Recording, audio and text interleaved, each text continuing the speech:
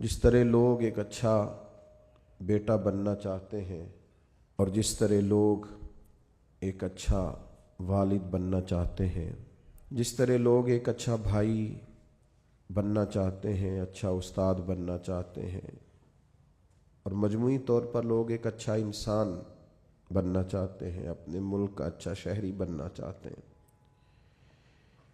اسی طرح ہر مسلمان کی خواہش ہوتی ہے کہ وہ ایک اچھا مسلمان بھی بنے۔ اپنے تئیں لوگ اس کے لیے جد و جہد بھی کرتے ہیں، کوشش اور کاوش بھی کرتے ہیں۔ کچھ لوگ یہ سمجھتے ہیں کہ میں خدمت خلق کرتا رہوں، اللہ کے بندوں کے کام آتا رہوں تو میں ایک اچھا مسلمان ہوں۔ کچھ لوگوں کا یہ خیال ہوتا ہے کہ اگر میں سخاوت صحیح طور پہ کرتا رہوں، اپنا حلال اور محنت سے کمایا ہوا پیسہ راہ خدا میں خرچ کروں تو یہ میرے بہترین مسلمان ہونے کی علامت ہے۔ کچھ لوگوں کی یہ رائے ہوتی ہے کہ وقت پر نماز پڑھوں، زکوٰۃ ٹائم پہ دوں، حج فرض ہونے پر فوراً کر لوں، اللہ تعالیٰ عمرے کی سعادت بار بار عطا کرے تو میں ایک اچھا مسلمان ہوں۔ ہم نے لوگوں کو یہ کہتے ہوئے بھی سنا ہے کہ چونکہ میں کسی کو تکلیف نہیں دیتا، میری وجہ سے کوئی پریشان نہیں ہے، میرا لب و لہجہ محتاط ہے، تو میں ایک بہترین مسلمان ہوں۔ تو اپنے اپنے حساب سے لوگ تعین کرتے ہیں کہ میں ایک اچھا مسلمان ہوں۔ کیوں نہ ایسا کریں کہ اللہ کے قرآن سے پوچھیں کہ بہترین مسلمان کون ہے اور سچا مسلمان کون ہے، اور وہ کون سے مومن ہیں جن کو اللہ فرماتا ہے کہ اولئک ھم المؤمنون حقا، یہی لوگ سچے مومن ہیں۔ قرآن مجید کی سورہ انفال اللہ تعالیٰ نے ارشاد فرمایا، انما المؤمنون الذین اذا ذکر اللہ وجلت قلوبہم واذا تلیت علیہم آیاتہ زادتہم ایمانا وعلی ربہم یتوکلون۔ فرمایا وہی لوگ سچے مومن ہیں، وہی اصل میں ایماندار ہیں۔ الذین اذا ذکر اللہ وجلت قلوبہم، جب اللہ تعالیٰ کا ذکر کیا جائے تو ان کے دل ڈر جائیں۔ پہلی ان کی نشانی یہ ہے کہ مالک کے ذکر کے وقت اللہ کی عظمت و جلال کی وجہ سے ان کے دل کانپ اٹھتے، دل لرز جاتے ہیں ان کے۔ وَإِذَا تُلِيَتْ عَلَيْهِمْ آيَاتُهُ زَادَتْهُمْ ایمانا، اور جب ان پر اللہ کی آیتیں پڑھی جاتی ہیں تو ان کا ایمان ترقی پاتا ہے اور مضبوط ہو جاتا ہے۔ وَعَلَىٰ رَبِّهِمْ يَتَوَكَّلُونَ، اور ان کی تیسری نشانی یہ ہے کہ وہ صرف اپنے رب پر ہی بھروسہ کرتے ہیں۔ پکے اور سچے مومنوں کی چوتھی علامت یہ ارشاد فرمائی کہ الذین یقیمون الصلاۃ، وہ لوگ جو نماز کو صحیح صحیح ادا کرتے، وَمِمَّا رَزَقْنَاهُمْ يُنْفِقُونَ، اور جو ہم نے انہیں دیا ہے اس میں سے ہماری راہ میں خرچ کرتے۔ پھر دوبارہ سے سمجھیے گا، فرمایا مومن وہ ہیں کہ اللہ کا ذکر کیا جائے تو ان کے دل ڈرتے ہیں، اللہ کی آیات کی تلاوت کی جائے، قرآن مجید کو پڑھا جائے تو ان کا ایمان ترقی پاتا ہے، وہ اپنے رب پر بھروسہ کرتے ہیں، نماز کو صحیح صحیح ادا کرتے ہیں، جو ہم نے انہیں دیا ہے اس میں سے ہماری راہ میں خرچ کرتے۔ 5 علامتیں جن میں پائی جائیں، رب فرماتا ہے اولئک ھم المؤمنون حقا، یہ سچے مومن ہیں، یہ حقیقی مسلمان ہیں۔ اے اللہ، یہ 5 کام ان لوگوں نے کر لیے، ان 5 کاموں پر انہوں نے استقامت اختیار کر لی، یہ 5 اوصاف، یہ 5 خوبیاں ان لوگوں نے اپنے اندر پیدا کر لی۔ تیرا اعلان کرم ہوا کہ یہ سچے مومن ہے تو انہیں ملے گا کیا؟ تو انہیں عطا کیا کرے گا؟ تو رب کریم نے فرمایا 3 انعام دوں گا میں انہیں۔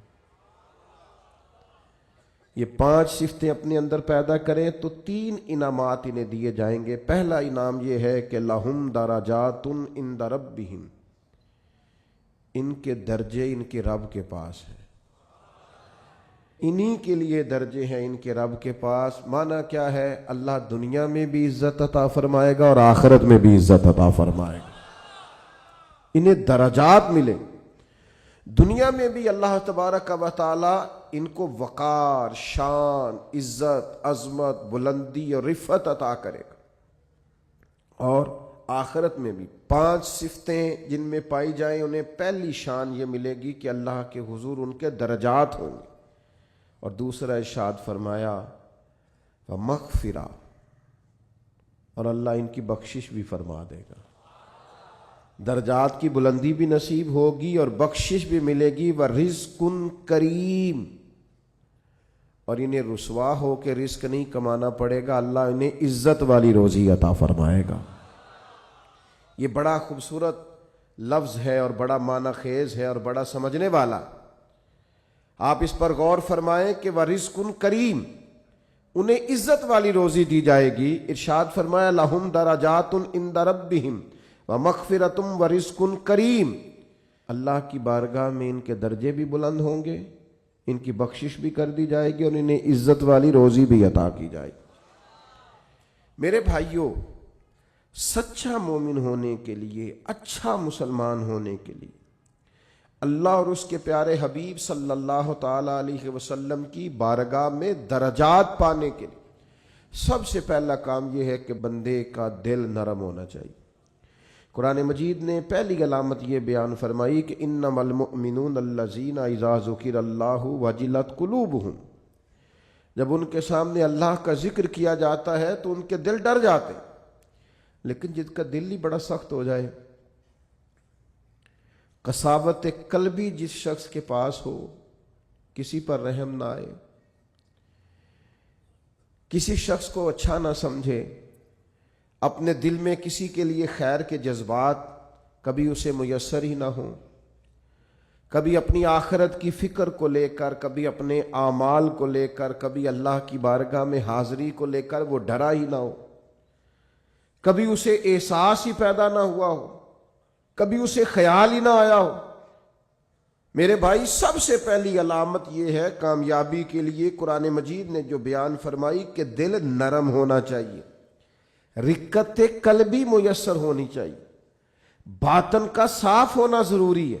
اگر دل ہی سخت ہے، سالوں بیت گئے کبھی رونا نہیں آیا، زمانہ گزر گیا کبھی احساس پیدا نہیں ہوا، آپ یقین کریں آہستہ آہستہ کر کے، باتیں سن کے، ماحول دیکھ کے، اور سارا کچھ ہی دولت ہے جی، چھوڑیں جی پیسے ہوں تو سب ٹھیک ہے، وہ سارے دنیا دار ہیں، چھوڑیں آپ، ہم نے بڑے پیر دیکھے، ہم نے بڑے مولوی دیکھے، ہم نے بڑے مسلح دیکھے، ہم نے بڑے تربیت کرنے والے دیکھے۔ آہستہ آہستہ یہ جملے بول بول کے ہم نے اپنی طبیعتوں کو نہایت سخت بنا لیا، دل میں کوئی گنجائش نہیں رہی، ہمیں کوئی اچھا نہیں لگتا، ہمیں کوئی مخلص نہیں لگتا، ہمارے رویے اس طرح کے ہو گئے ہیں کہ ہمیں ہر شخص دنیا دار دکھائی دیتا ہے۔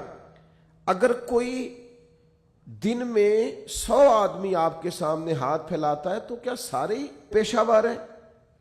کوئی ایک بھی ضرورت مند نہیں، سبھی کے بارے میں طبیعت سخت ہو گئی۔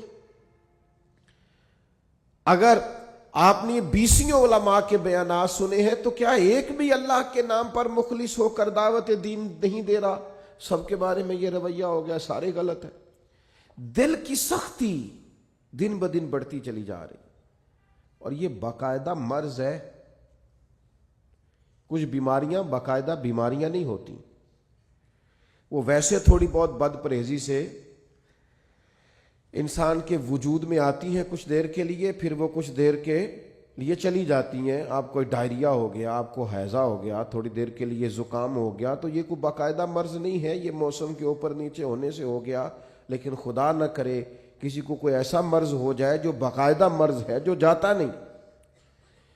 کچھ بیماریاں باقاعدہ بیماریاں ہوتی، ان کو بیماری سمجھنا چاہیے۔ دل کا سخت ہونا، رویے کا تلخ ہونا، کسی پہ رحم نہ کھانا، کسی سے پیار نہ کرنا، کسی جگہ بھی انسان کا اخلاص نہ پانا، یہ دل کی باقاعدہ بیماری ہے۔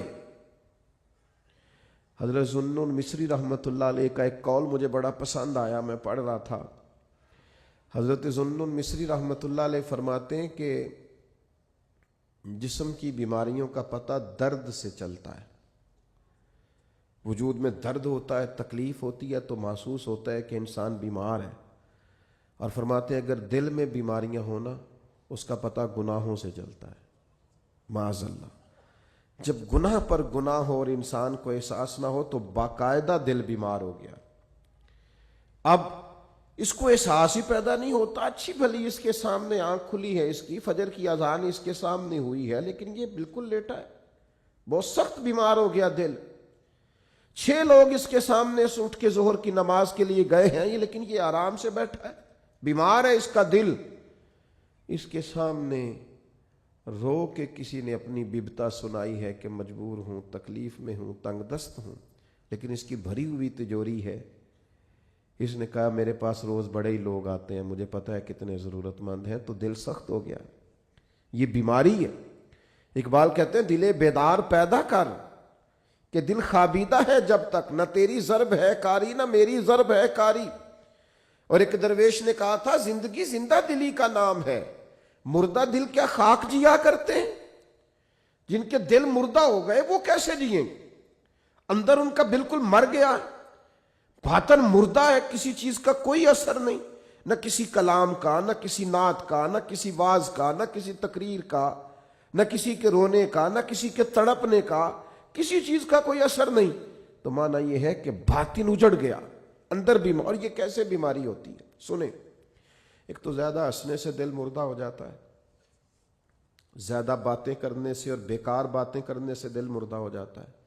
صوفیاء نے لکھا ہے جن لوگوں کے مزاج میں تنقید ہوتی ہے ان کا دل مردہ ہو جاتا ہے. طبیعت ہی ہر وقت نقص تلاش کرتی ہے، مردہ ہو جاتے ہیں. اور ایک بڑی سخت بات ہمارے بزرگوں نے لکھی ہے، فرماتے ہیں جو دین کے نام کو لیں، دین کے کام کا دعویٰ کریں پر اس سے دنیا اکٹھی کریں، ان کا دل مردہ ہو جاتا ہے، باطن اجڑ جاتا ہے پورے طور پر. یاد رکھیے گا اور سمجھ لیجئے گا کہ دل کی سختی ایک باقاعدہ مرض ہے. اور صحابہ کرام علیہم رضوان اس مرض کے علاج کے لیے حضور کی بارگاہ میں باقاعدہ حاضری دیتے تھے. ایک شخص نے عرض کی یا رسول اللہ دل بڑا سخت ہو گیا ہے، کریم کرم فرمائیں، مہربانی کریں.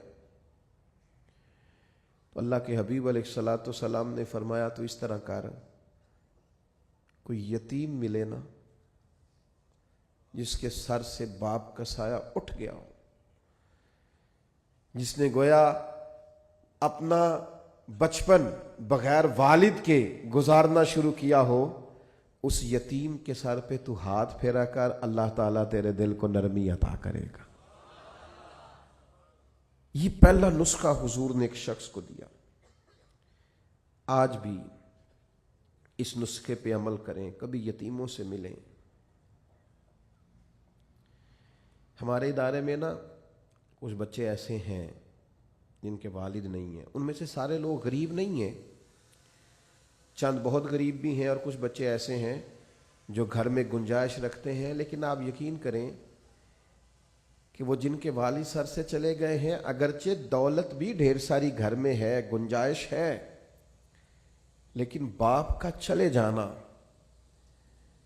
ایک باقاعدہ مسئلہ ہے، ایک باقاعدہ کمی ہے زندگی کی. میرے بچے جوان ہو گئے ہیں،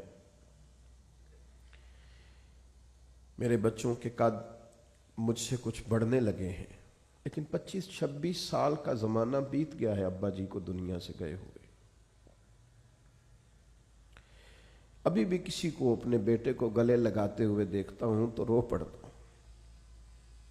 وہ درد ہے کہ وہ جاتا ہی نہیں، وہ کسک ہے کہ وہ ختم ہی نہیں ہوتی، وہ کمی ہے کہ وہ پورا ہونے کا نام ہی نہیں لیتی. اور کبھی کبھی یاد کرتا ہوں والدین کو تو اقبال کا لہجہ مستعار لے کے کہتا ہوں کہ میں تیری خدمت کے قابل جب ہوا تو چل بسی. وہ کہتے ہیں نا ابھی تو ٹائم آیا تھا کچھ دیکھنے کا، اور یہ کہ کچھ دیکھا نہیں. تو یتیم کے سر پر ہاتھ پھیرنے سے دل نرم ہوتا ہے، ان پر شفقت بڑھا دی جائے. کسی کو موقع میسر آئے تو ان سے پیار بڑھا دیا جائے، اس سے دل نرم ہوتا ہے. دوسرا، ایک شخص نے عرض کی یا رسول اللہ صلی اللہ تعالی علیہ وسلم دل سخت ہو گیا ہے. تو اللہ کے حبیب علیہ السلام نے اسے علاج بتایا. فرمایا موت کو کثرت سے یاد کیا کر, دل نرم ہو جائے گا. 1 منٹ کے لیے سوچا کر کہ مسجد میں اعلان ہوگا کہ تیرا انتقال ہو گیا. 1 منٹ کے لیے سوچیں کہ وقت آ گیا جانے کا, آ گئے لوگ جمع ہو گئے, تیاری ہو گئی, اور پھر یہ کہ کونوں میں اور نکروں میں کھڑے ہو کے مشورے ہونے لگے کہ جنازے کا ٹائم کیا رکھنا ہے, اور پھر یہ کہ تصور میں اس بات کو لانا کہ سبھی موجود تھے اور سب کے سامنے قبر بنائی گئی اور قبر میں رکھا گیا اور قبر کو بند کیا گیا. یہ وہ تصور ہے جو دل کو نرم کرتا ہے. یعنی وہ اورنگزیب عالمگیر نے دنیا سے جاتے ہوئے کہا تھا کہ میرے دونوں ہاتھ کفن سے باہر نکالنا, لوگوں کو پتا چلے اتنا بڑا فرما روا دنیا سے جا رہا ہے اور خالی ہاتھ جا رہا ہے, کچھ لے کر کے ساتھ نہیں جانا کچھ بھی. یہ تصور جب انسان پکا کرتا ہے نا کہ میں نے جانا ہے, دل نرم ہو جاتا ہے. لیکن یہاں جانے کا ارادہ کس کا ہے؟ کوئی پروگرام نہیں. جن کی عمریں بہت بڑی بھی ہو گئی ہیں وہ بھی بیماریوں کو سندیسے تو نہیں سمجھتے, وہ بھی کہتے ہیں بس وہ فلاں بد پرہیزی سے مسئلہ ہو گیا. یہ تو سندیسے ہیں, یہ تو پیغامات ہیں, یہ تو لوٹ جانے کے بہانے. جاگنا ہے جاگ لے افلاک کے سائے تلے, پھر حشر تک سوتا رہے گا خاک کے سائے تلے. مرنا ہے, چھوڑنی ہے دنیا, جانا ہے, کسی وقت بھی پیغام اجل آئے گا. اور جن کو مر جانا ہو وہ اس طرح نہیں جیا کرتے, وہ مرنے کے بعد کے لیے بھی کچھ تیاری کر کے رکھتے. کتنی لمبی زندگی, مثلا کتنی, آج تو جو 100 سال کا ہو جائے وہ لوگوں کو عجیب لگتا ہے. کہتے ہیں جی ماشاءاللہ 100 سال عمر. اچھا جی واقعی, یہ تو بڑی بریکنگ نیوز بن جاتی ہے. کتنا کچھ جینا ہے. موت کا تذکرہ دل نرم کرتا ہے. تیسری بات, نبی کریم صلی اللہ تعالی علیہ وسلم سے عرض کیا گیا حضور دل سخت ہو گیا ہے. تو اللہ کے محبوب علیہ السلام نے فرمایا قرآن مجید کی تلاوت کیا کریں, اللہ دل کو نرمی عطا کر دے. یہ قرآن مجید نا یہ شفا ہے. وَنُنَزِّلُ مِنَ الْقُرْآنِ مَا هُوَ شِفَاءٌ وَرَحْمَةٌ لِّلْمُؤْمِنِينَ. یہ قرآن مجید شفا ہے مومنوں کے لیے. اور ایک مقام پہ فرمایا شِفَاءٌ لِّمَا فِي الصُّدُورِ, یہ دلوں کے لیے شفا ہے. آپ جب قرآن مجید پڑھیں گے, تلاوت کریں گے تو دل پاک ہوگا, صاف ہوگا. آج میں بڑے شوق سے کلام سنتا ہوں بزرگوں کا, آپ بھی سنتے ہیں. میاں صاحب کے کلام کا کیوں اثر ہوتا ہے دل پر, کیوں لوگ رونے لگتے ہیں؟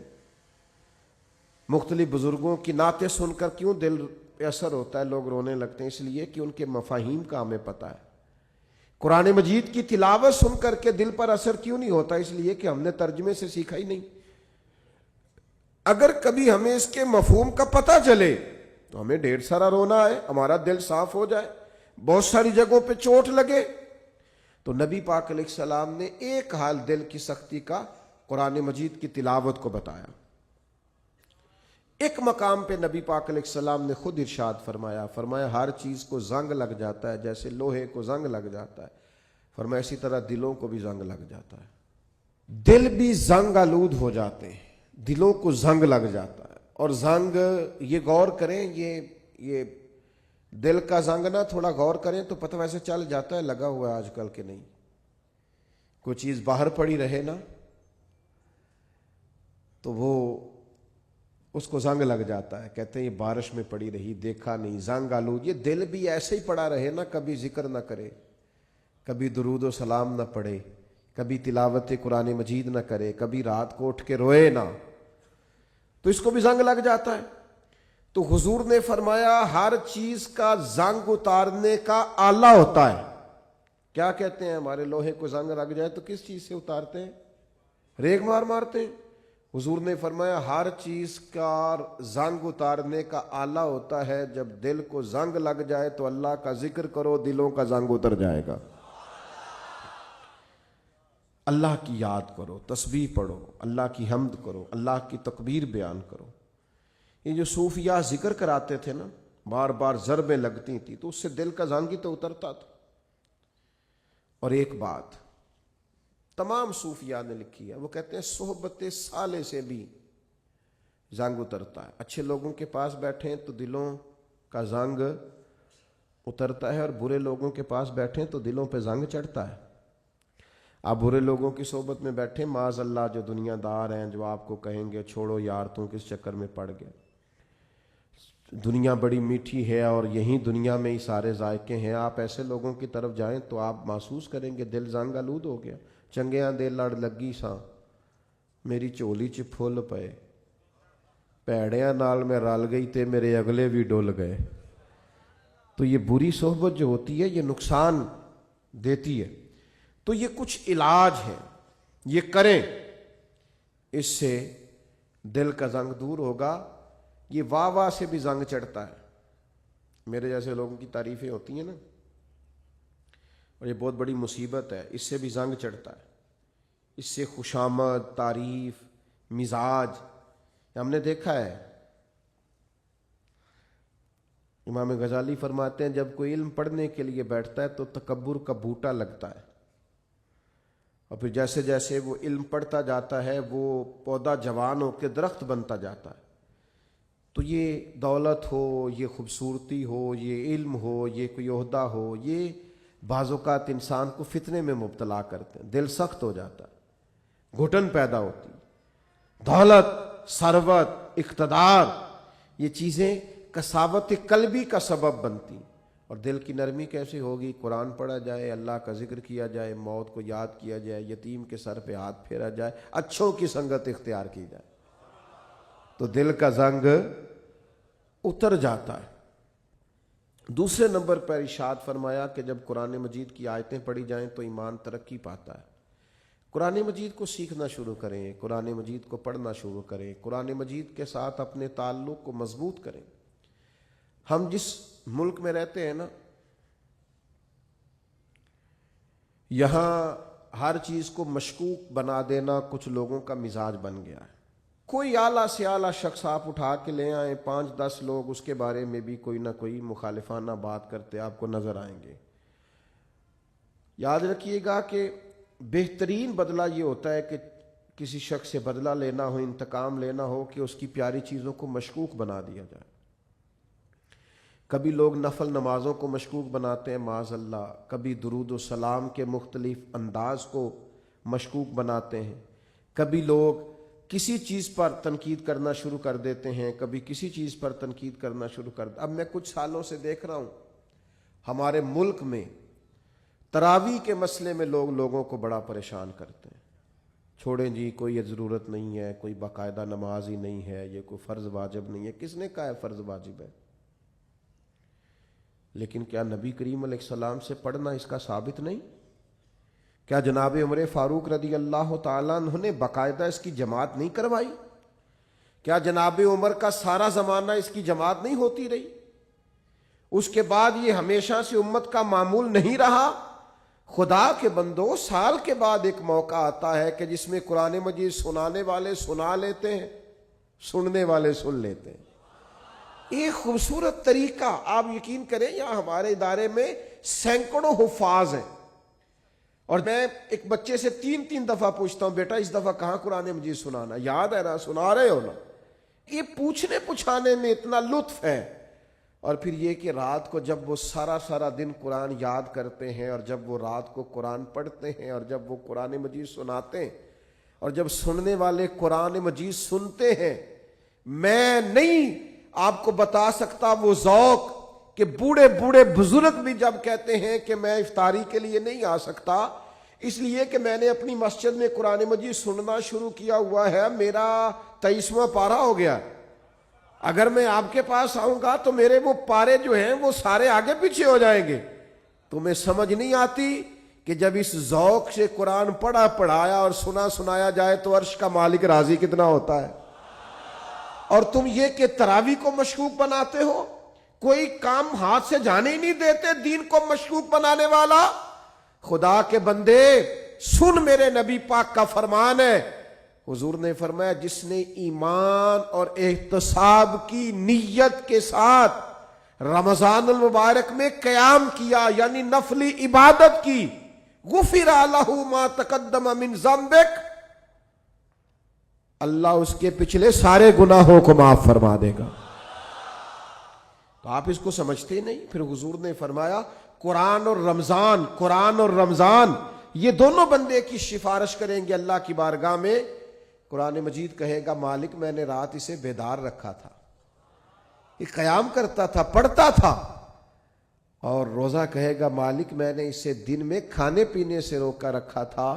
یہ دونوں مل کے شفاعت کریں گے اور اللہ تعالیٰ یہ عمل کرنے والے کی بخشش فرما دے گا۔ تو قرآن مجید فرماتا ہے کہ اگر تم قرآن مجید کی تلاوت کرو گے تو اس سے تمہارے ایمان میں ترقی ہوگی۔ آپ قرآن مجید پڑھتے جائیں، ایمان مضبوط ہوتا جائے گا اور انشاءاللہ تعالیٰ گناہ خود بخود دور ہوتے جائیں گے۔ اچھا، یہ ایمان بھی مضبوط ہوتا ہے، ایمان بڑی شے ہے، ایمان سب سے بڑی شے ہے۔ ایمان مضبوط ہو نا، لو سنو حدیث اور یہ یاد رکھنا، اور یہ ایک دو کو سنا دینا سویرے۔ نبی کریم نے حضرت حارثہ سے پوچھا تھا کیف اصبحت یا حارثہ، حارثہ آج صبح کیسی کی ہے؟ عرض کی حضور اس حال میں کی ہے کہ میں پکا مومن ہوں۔ تو نبی کریم نے فرمایا تیرے ایمان کی دلیل؟ عرض کی حضور میرے ایمان کی دلیل یہ ہے کہ میں زمین پہ کھڑے ہو کے آسمان کی طرف دیکھوں تو اللہ کے عرش کو بھی دیکھ لیتا ہوں۔ فرمایا میں بتا سکتا ہوں جنتی جنت میں داخل ہو رہے ہیں اور جہنمی جہنم میں جا رہے ہیں، کہو تو راز حیات کہہ دوں؟ کوئی نہیں سمجھ آئی تو اللہ کرے نہ آئے تو سمجھ۔ وہ کہنے لگے کہو تو راز حیات کہہ دوں، حقیقت کائنات کہہ دوں، وہ بات کہہ دوں جو پتھروں کے دلوں کو بھی پاش پاش کر دے۔ لیکن وہاں سے زبان حال سے ارد گرد سے یہ آواز آ رہی تھی نہیں رہنے دے، یہی بہتر ہے کہ پردوں میں وہ پردہ پوش رہے، وہ اگر پردے اٹھا دے تو کسے ہوش رہے۔ فرمایا میں مومن ہوں تو ایمان کی علامت یہ ہے کہ زمین پہ کھڑے ہو کے دیکھوں تو اللہ کا عرش بھی دکھائی دیتا ہے۔ یہ حضور کے سامنے بیان کیا صحابی نے۔ آپ کیا سمجھتے ہیں ایمان معمولی چیز کا نام ہے؟ تو میرے عزیز، ایمان کی مضبوطی حاصل ہوتی ہے قرآن مجید پڑھنے سے۔ پھر ارشاد فرمایا وَعَلَىٰ رَبِّهِمْ يَتَوَكَّلُونَ، وہ اپنے رب پر بھروسہ کرتے۔ دنیا داروں پر بھروسہ کرنا چھوڑ دیں، مالداروں پر بھروسہ کرنا چھوڑ دیں، امیر رشتہ داروں پر بھروسہ کرنا چھوڑ دیں۔ وہ جن دوستوں نے آپ سے کہا نا کوئی کام ہو جاتے دسیا جی، کوئی حکم ہو جاتے، ان پہ بھروسہ کرنا چھوڑ دیں آپ۔ تسی پھر دسیا جی تو پھر وہ تمہیں دسن گے۔ کوئی کام ہو جاتے، کوئی حکم ہو جاتے، پھر تسا حکم دسنا ہے تو انہیں کہنا تو کل دسنا سی، سویرے ہی منڈا ٹوریا میں۔ تو میرے عزیز بھروسہ اللہ پہ، بھروسہ اللہ پہ، خوب اپنا اعتماد پکا کر لیں۔ ایک روایت میں نے جمعے میں سنائی تھی، میرا دل کرتا ہے آج پھر سناؤں آپ کو۔ فرمایا دو لوگوں کو نا قیامت والے دن حکم ہوگا کہ دونوں، ان کے اعمال معاذ اللہ ایسے تھے کہ ان کے لیے حکم ہے دونوں دوزخ میں چلے جاؤ۔ ایک نے دوڑ لگا دی، بھاگتا ہوا جا رہا ہے جہنم کی طرف، دوسرا 2 قدم اٹھاتا ہے پھر پلٹ کے پیچھے دیکھتا ہے، پھر 2 قدم اٹھاتا ہے پھر پلٹ کے پیچھے دیکھتا ہے، دونوں کو واپس بلا لیا، دوزخ کا دروازہ آ گیا، بلا لیا۔ دلوں کے حال جاننے والا رب پوچھتا ہے بھئی تو بڑا بھاگ کے دوزخ کی طرف گیا ہے؟ پتہ اللہ کو ہے سارا ہی۔ پوچھتا ہے تو بڑا بھاگ کے گیا ہے، تو وہ بڑا رند مزاج اور بڑا انوکھا آدمی تھا، کہنے لگا مالک تیری زندگی میں مانی نہیں، تو آج تو نے حکم دیا دوزخ میں جاؤ، تو میں نے کہا چلو ایک ہی مان لو، رب کی طرح دوڑ کے جاتا ہوں، چلو مانو، حکم تو رب کا ہے نا، چلو جو بھی ہے اللہ نے حکم دیا ہے نا، تو جس بات کا بھی دے دوڑ گیا۔ تو کریم نے دوسرے سے کہا تو بڑے دھیمے دھیمے قدم اٹھاتا ہے، پلٹ پلٹ کے دیکھتا ہے، تو وہ رو پڑا، کہنے لگا مالک میرا تیری رحمت پہ بھروسہ بڑا مضبوط تھا، مجھے پتا تھا بے شک فیصلہ ہو گیا ہے، پر تو نے معاف کاری دینا، تو نے کرم کاری دینا ہے۔ کریم جب غالب آتا ہے تو کرم کاری دیتا ہے، تو نے معاف کر دینا۔ مجھے امید تھی، حکم بھی ہو گیا، فیصلہ بھی ہو گیا، میں دوزخ کی طرف جانے بھی لگا، پر بار بار اندر سے آواز آتی تھی پریشان نہ ہو، آواز آئے گی، परेशान ना हो, वो बुलाएगा, परेशान ना हो, रहमत हो जाएगी। मालिक दोज़ख का दरवाजा आ गया, पर मेरा तेरी जात पर भरोसा नहीं टूटा, और जब तेरी आवाज आई ना कि वापस आओ, तो मेरे गोया अंदर ही अंदर नारे लगने लगे कि आ गई है ना आवाज, हो गया ना करम। तो अल्लाह ने फरिश्तों से फरमाया दोनों को ही जन्नत में दाखिल कर दो। भरोसा अल्लाह पे रखें और उम्मीद अल्लाह से रखें, अपने रब पर हमेशा मजबूत ईमान रखें। और चौथी बात इरशाद फरमाई, अल्लज़ीना युकीमून अस्सलात, सही सही नमाज पढ़ा करो, दिल लगा के नमाज पढ़ा करो, पेशानी जरा जमा के नमाज पढ़ा करो, जरा गौर किया करो कि ये सुभान रब्बी अल आला का माना क्या है, ये सुभान रब्बी अल अजीम का तर्जुमा क्या है, ये जो तुम समी अल्लाहु लिमन हमीदा कहते हो तो इसके अंदर से क्या मफहूम वाज़े होता है। जरा दिल जमी से, जरा जौक से, जरा इस तरह पढ़ा करो कि मुझे सोज दे, मुझे साज दे, मुझे नीम शब का न्याज दे। मालिक दमे सजदा मैं खुद को ही तोड़ दूं, मुझे ऐसा ज़ौक़ नमाज दे। कभी शौक से, कभी दर्द से, कभी दिल करे कि यार मैं उठूं, जरा वुजू करूं, 2 नफल ना पढ़ूं, मैं जरा जम के सजदा, पेशानी को अगर सजदे की लज्जत मिल जाए, कमाल हो जाता है, ये करम हो जाता है। और किसी ने कहा था,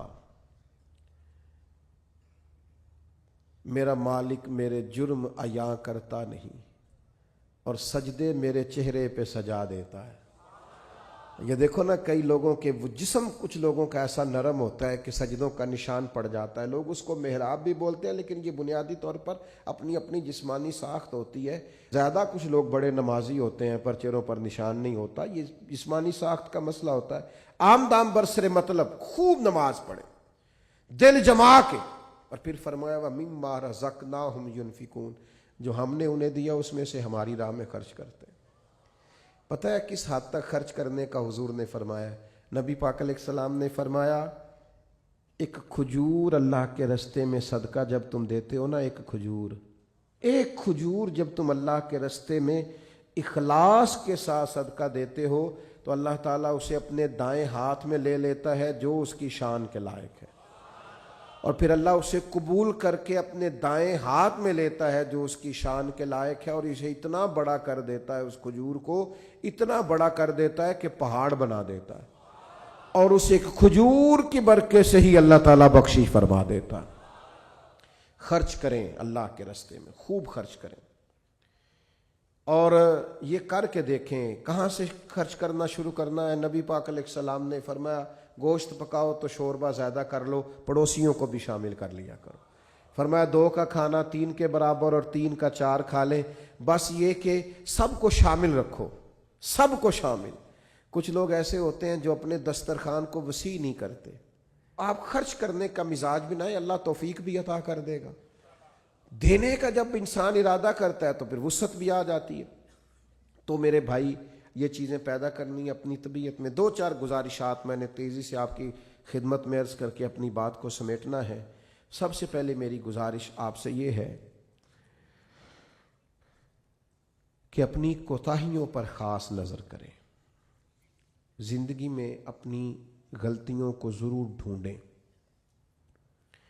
हमारे सूफियाना अपनी इस्तिलाहात में एक इस्तिलाह बयान करते हैं, दीदे कसूर, यानी अपनी गलतियों का नज़र आना। कुछ लोग ऐसे होते हैं जिन्हें जग की गलतियां नज़र आती हैं, सब की गलतियां नज़र आती हैं, अपनी नहीं नज़र आती। अपनी गलतियों को तलाश करें, अपने गुनाहों को तलाश करें, और फिर उनकी इस्लाह के लिए एक पूरा मुनज़्ज़म मंसूबा बनाएं, और उस मंसूबे के तहत अपनी तरबियत करें। कब तक ऐसे ही घूमना है और कब तक ये कहना है कि इंशाअल्लाह ताला बस दुआ करें मैं ठीक हो जाऊं। अपनी कमज़ोरियों को तलाश करके, ढूंढ के, उनकी इस्लाह पर पूरा जोर लगा दें। नबी पाक अलैहिस्सलाम ने फरमाया, जब बंदा एतराफ़ करके तौबा करता है ना, या अल्लाह मेरे अंदर ये गलती है, मैं भूल गया था, जब एतराफ़ करके तौबा करता है तो अल्लाह उसे माफ़ फरमा देता है। तो अपनी कोताहियों को ज़रूर तलाश करें। एक दूसरी गुजारिश आपकी खिदमत में अर्ज़ करनी है, ان لوگوں کی سنگت اور صحبت چھوڑ دیں جن کی وجہ سے ہمارے مزاج میں، ہماری سوچوں میں، ہمارے لب و لہجے میں بگاڑ پیدا ہوتا ہے۔ ان لوگوں کے قریب آ کے بیٹھیں جن کے پاس بیٹھنے سے ہمارا ایمان پختہ ہوتا ہے، ہمارے اندر روحانیت پیدا ہوتی ہے، ہمارا نیکی کی طرف دل مائل ہوتا ہے۔ بری صحبت مکمل چھوڑ دیں۔ آپ کے ذہنوں میں جو لوگ شکوک پیدا کرتے ہیں ان سے پورے طور پر بچ جائیں۔ اب میں کوئی ایسی بات آپ کے سامنے عرض کرنے لگا ہوں جو بڑی انوکھی ہے۔ میں نے نا اپنی زندگی میں کچھ لوگوں کو نظریات بدلتے دیکھا ہے۔ وہ اس نظریے کے ماننے والے تھے، عقیدہ حق کے ماننے والے تھے، پھر انہوں نے اور نظریہ اختیار کیا۔ کچھ لوگ جو مجھے سمجھتے ہیں کہ شاید میں درست بات ہی کروں گا وہ تو بات کو تسلیم کریں گے، اور جن کو کچھ تھوڑا خیال ہے وہ بھی میری بات کو آج کی رات ایک دیندار آدمی کی بات سمجھ کر قبول کریں جو اللہ سے ڈر کے بات کر رہا ہے، جس نے ایک نظریہ تبدیل کیا، اس نے پھر ایک نہیں تبدیل کیا، اس کے بعد پھر اس نے ایک اور تبدیل کیا، اس نے پھر اور تبدیل کیا، اس نے پھر اور تبدیل کیا۔ ہم نے لوگوں کو پھر گلی گلی کا بھکاری ہوتے دیکھا، دروازے دروازے جاتے دیکھا۔ جنہوں نے سواد اعظم کو چھوڑا، عقائد حقہ کو چھوڑا، مت سمجھیں کہ کسی اور نظریے پہ گئے تو وہاں ڈٹ گئے، وہ پھر ساری زندگی شکوک و شبہات کا شکار رہے، اس لیے کہ حق سے ایسے نکلے پھر کسی جگہ وہ ٹھہر نہیں سکے۔ وہ اپنی زبان سے اعتراف کرے یا نہ کرے، الجھ گئے، بکھر گئے، ٹوٹ گئے، ہر وقت وسوسوں کے ہتھے چڑھ گئے۔ کبھی ایک وسوسہ ادھر لے گیا تو کبھی ادھر لے گئے، کسی جگہ استقامت نصیب نہ ہوئی۔ در مرشد دا چھڈی ناہی، نہیں تے ہو جاویں گا روگی۔ در مرشد دا چھڈی ناہی، نہیں تے ہو جاویں گا روگی۔ جیڑی بکری اجڑوں وچھڑی او بگیاڑا جوگی۔ جو پھر ایک دفعہ نکل جاتی ہے نا، پھر اس کو آ کے کھاتے ہیں بڑے بڑے ریوڑوں سے جو جدا ہوتی ہیں، پھر بھیڑیے کھا جاتے ہیں۔ تو خدا را عقائد میں مضبوط رہیں، کبھی کمزوری نہ دکھائیں۔ پھر ایک بات جس پر میں نے آج اپنی ساری گفتگو کو سمیٹنا ہے، آپ کبھی بھی کپڑوں سے مزین نہیں ہو سکتے۔ آپ کو زینت کبھی بھی لباس سے، گھر سے، گاڑی سے کبھی نہیں ملے گی۔ بڑی گاڑی سے اگر نکلنے والا بدتمیز ہو تو کبھی بھی لوگ اسے خوبصورت انسان نہیں سمجھتے۔ مہنگے کپڑے پہننے والے کی حرکتیں اگر بڑی چھوٹی ہوں تو لوگ کبھی بھی اسے کوئی بڑا آدمی یا بڑا انسان نہیں سمجھتے۔ وہ بہت بڑی کرسی سے نیچے اترے لیکن اس کا لب و لہجے سے چھچورا پن ظاہر ہو تو کبھی بھی لوگ کوئی مہذب انسان نہیں سمجھتے۔ ہم نے سمجھ لیا ہے کہ کپڑوں سے، اور یہ کہ گاڑی سے، اور یہ کہ گھر سے، اور یہ کہ میرے ہاتھ میں پکڑے ہوئے موبائل سے، اور یہ کہ میں ٹیلی فون پہ جو باتیں کروں اور میں 10-20 لوگوں کو بتاؤں کہ جی اللہ کا شکر ہے، جی بڑے پیسے ہیں، جی فلاں بھی خرید لیا، اب یہ بھی خریدنا ہے، اب ادھر بھی جانا ہے، اس سے کبھی آپ کا وقار نہیں بڑھے گا۔ آپ کا اعلیٰ اخلاق، آپ کا تقوی، آپ کی عبادت، آپ کا اللہ سے ڈرنا، آپ کا حسن سلوک، نیک اعمال آپ کو زینت دیں گے۔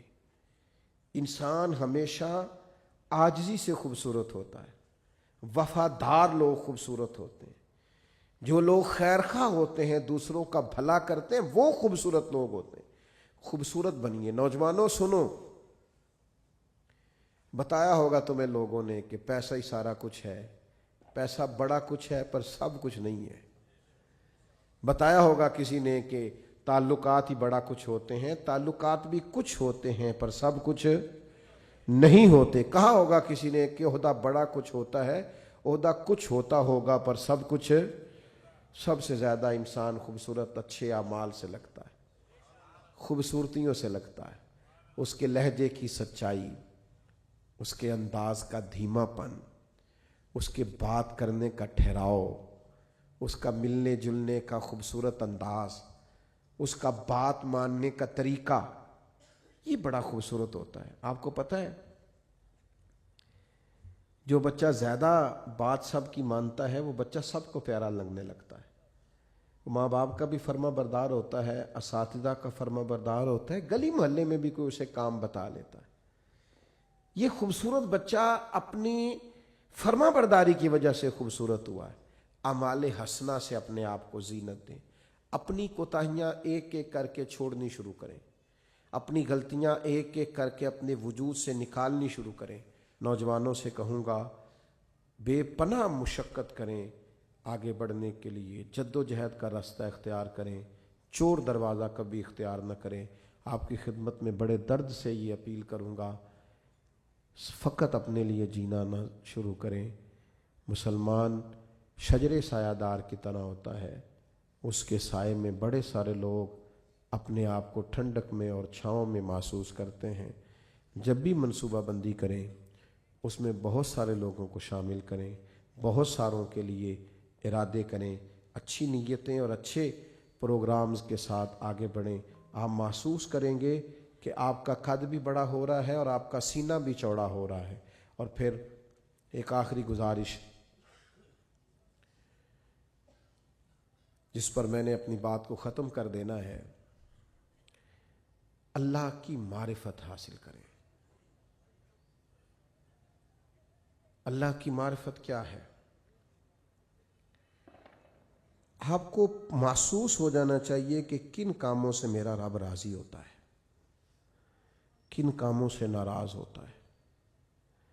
حضرت رابعہ بصریہ رحمۃ اللہ علیہا جس دن بیمار نہیں نہ ہوتی تھیں, اللہ کے حضور عرض کرتی تھی مالک تو کہیں ناراض تو نہیں ہو گیا, تو مجھے بیمار کرتا ہے تو میں زیادہ تڑپ کے تیرا نام لیتی ہوں, مجھے کسی مشکل میں ڈالتا ہے تو میں سمجھتی ہوں کہ رب کریم مجھ سے راضی ہے. بھائیو, معرفت حاصل کریں.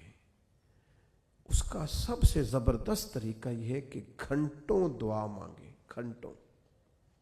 دیکھو میں نے کیا بول دیا ہے, لمبی لمبی دعائیں, خوب دعائیں, وسیع دعائیں. حضور علیہ السلام نے فرمایا نمک بھی مانگو تو رب سے مانگو. یعنی یہاں سے شروع کرو کہ مالک مجھے یہ چاہیے, مالک مجھے یہ چاہیے, مالک. آپ کہنا تو شروع کریں, مانگنا تو شروع کریں. حضور فرماتے ہیں وہ مانگنے سے راضی بڑا ہوتا ہے, جو نہ مانگے اس سے ناراض ہو جاتا ہے. دعا تو عبادت. ساری باتیں اپنے اللہ سے کہہ دیں, سب چھوٹی چھوٹی چھوٹی چھوٹی چیزیں حضور کا وسیلہ پاک پیش کر کے مالک سے عرض کرنی شروع کر دیں. کچھ درخواستیں دے دیں اللہ کے حضور, آپ یقین کریں وہ ایسے قبول ہوں گی کہ ان کے نظارے نظر آئیں گے, ارد گرد آپ کو محسوس ہوگا. تو میری یہ آپ سے اپیل ہے کہ خوب دعائیں اور خوب آپ ذہن سازی اس حوالے سے اپنی کریں کہ ہم نے اللہ کے حضور حاضری دینی ہے.